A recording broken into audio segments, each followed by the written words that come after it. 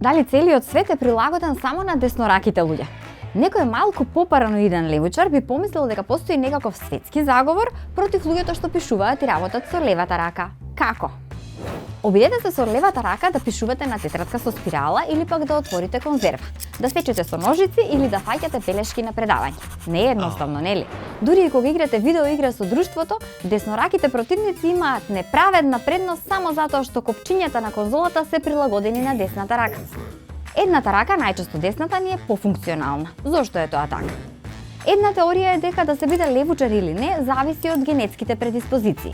Па така, преферирањето на левата рака често е наследено од родителите. Двајца деснораки родители имаат само мала веројатност дека ќе добијат леворако дете. Но кај двајца левораки родители, веројатноста е речиси тројно поголема. Само 10% од луѓето се левораки и секако се поставува прашањето зошто ги има толку малку. Одговорот произлегува од теоријата која вели дека еволуцијата е резултат на потребата за надпревар и соработка меѓу луѓето. Да тргнеме од деснорак тенисер на пример. Тој е во понеповолна положба ако има леворак противник, затоа што на своите тренинзи вежба за соочување со деснораки противници. Левото замавнување или лево закривена топка се неочекувани. Замислете дека тенискиот рекет некогаш бил меч и одеднаш ја сваќате предноста на левораките во битка. Што значи тоа? Кај активностите во кои имате противник, на пример спортови како тенис, бокс, бейсбол, јасна е предноста да се биде левак. 50% од најдобрите фрлачи во бейсбол на сите времиња биле левораки. И ќе се прашате, ако ова е ретка и вредна карактеристика, зошто нема поголем број левораки во спортот или барем распределбата да биде 50-50? Ако луѓето низ милениумската еволуција само се тепале или надпреварувале, веројатноста е дека денес ќе имало многу повеќе левораки и тоа немало да биде ретка карактеристика. Но, еволуцијата, колку што е резултат на борба, уште повеќе е резултат на соработка.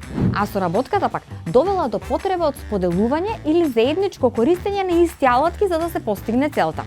Сетете се на современите алатки како ножици, отворачот за конзерви, па и конзолата за игрици. Низ годините, многу од изумите кои го оформија современото општество биле дизајнирани за десноракото мнозинство, што дополнително стимулирало користење на десната рака. Не така одамна, децата кои повеќе ја користеле левата рака биле казнувани, им била врзувана левата позади грбот и се инсистирало да ја користат десната за пишување, јадење или употреба на различни алатки. Балансот на надпревар и соработка во современиот свет резултирал со постојано леворако малцинство кое не исчезнало и покрај неприлагоденоста на светот кон раката што повеќе ја користат. Заклучокот е дека левораките нема да исчезнат, но нивната голгота продолжува со потрагата по фармерки со патент на левата страна или пак по шолја со порака што ќе ги мотивира нив, а не колегата со кој го пијат кафето.